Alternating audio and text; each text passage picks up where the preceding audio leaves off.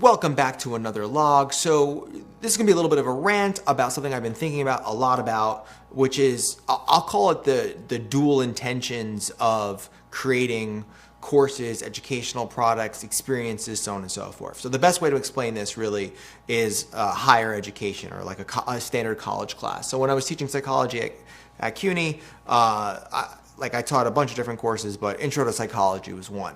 And I have an intention for what I want in that course. My direct supervisor or the department chair has an intention.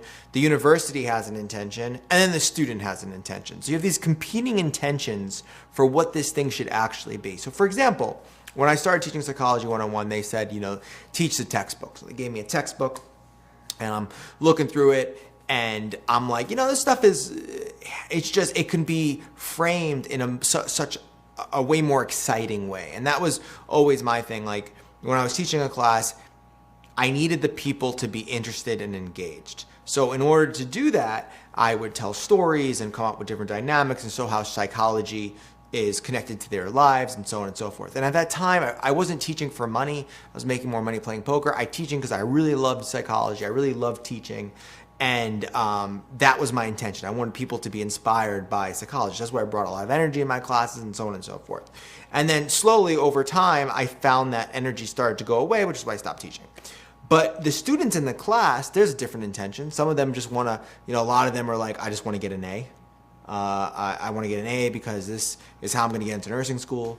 Or some people are just like, I just want to pass. Or I don't even know why I'm in this class in the first place. My parents told me to get a degree, so that's why I'm in school. I don't really care about school, so on and so forth. So there's all these different intentions everywhere, and different goals and incentives and so on and so forth. And like what I've really been thinking about is like, how do you create experiences where there's directly matched intentions? So you're getting people through the door that want to achieve X, Y, Z, A, B, and C. And at the same time, you're able to facilitate this, right?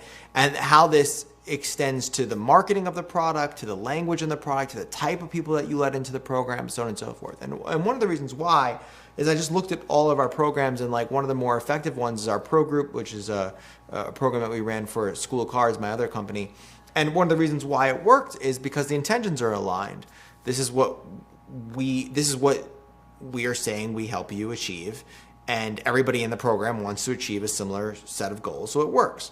Now, what I've really been thinking about, that's a pretty basic principle, but what I've really been thinking about is the methodology or the vehicle that you utilize to achieve those intentions. So for example, like we're going to release a lot of courses in the nonverbal group, but there's going to be like 3 or 4 that are like the foundation. One's going to be on leadership.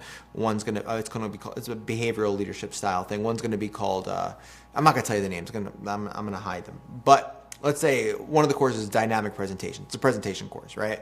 So the intention is to become a dynamic presenter, meaning a lot of presentation styles are like they're not dynamic. They're not about the audience. They're about myself. So like I get up there and I'm like, hi, my name is Blake Eastman. Da, da, da, da. Like right now, this is not dynamic. If you were in front of me, I'd be like, all right, John, he's bored. He's not paying attention anymore. I'm rambling. I'm going off in too many topics, so on and so forth. Like my presentation is considerably weakened because there's not people in front of me right now. I'm not able to see you. So what we're teaching in dynamic presentations is that ability, the ability to process people's behavior in real time and adjust your presentation. Now, a lot of this I can do online. I can have tons of videos that have frameworks on how to craft presentations, introductions, framing, all the core tenets of a good presentation. But if you really want to sort of break through and you have a little bit of anxiety, I'm not going to be able to solve for that intention behind a computer screen. Like I could say all that I need to say, but I need you to go through a process where you're on stage or you're in front of people, you present, and it's this whole process it doesn't work. You got to be live. So I've been thinking a lot about how you marry this intention and this vehicle to make it the most efficient as possible, right? Because I used to teach these classes where people would come in and like the first 5 hours didn't need to be me in front of a room. The first 5 hours could have easily been them watching videos or reading material before they actually came to the class, so we can focus on the key aspects of the course. So it's like you have this big idea and this big intention for what you want to create, and then you have to figure out what's the most effective way for creating that in the least possible amount of time. And that's really what I know it sounds like really theoretical, but I believe that like when intention and the way you educate and all that stuff, it is the single most important thing to crafting like really incredible experiences. And I want the non-verbal groups classes to look nothing like anything I've ever produced before. So it's a lot of theory of education and thinking through a lot of the stuff and a lot of my experiences of like what worked and what didn't work and why it worked and why it didn't work, and speaking to customers and really getting that, because that's important to me and it's important to what the company stands for. So yeah, I've been thinking a lot about this and my sort of takeaway for you is like I think I wrote an email about this not too long ago, but you should really set an intention for everything when it comes to learning and education, right? So like if you're listening to an audiobook, like what do you want to get out of the audiobook? What are you expecting to get out of it? What are you expecting to get from it? Like I really believe that, and you don't need to, you could say objective, you could say goal, you can say focus. There's so many different words to describe it. I'm just using the word intention probably 50,000 times. I like the way it sounds, but I'm gonna probably come up with a different word. But like, you're just way more effective when you have that approach. And there's a lot of mechanical reasons why, but the lens for how you're viewing things shifts, right? So like if I'm reading a book casually versus trying to get something out of it, I'm two different people. If I'm working out just because I said I would do the workout or because I want to make sure that I crush this race, I'm two different people. So the intention setting allows you to, reframe what you're doing in a powerful way. So yeah, I don't know why I talked about that today.